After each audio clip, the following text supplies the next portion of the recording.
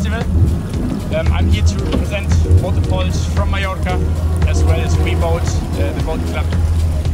We're standing on board of the new Axopar 45 cross top. So it's the sun top roof with the cross cabin front window. And this is a version I really was looking forward to drive. We're just testing it for the very first time here on this beautiful morning.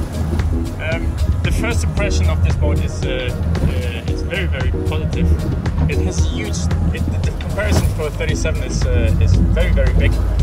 We're going to do some more videos during the next couple of days to show you all the features, to show you the versatility of those boats.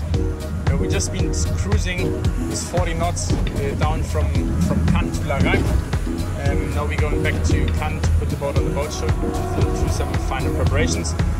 This boat actually and the Axopar 45 cross cabin are going to be headed over to Mallorca, which is like, I'm pointing this direction because this is where Mallorca is.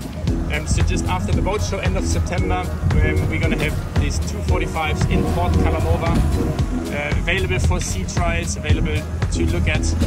And nobody knows, probably for the future we're going to have one of those boats as well in the boat club for our members to use and as well to test for charter purposes, to get you on board of this amazing big Axopar 45.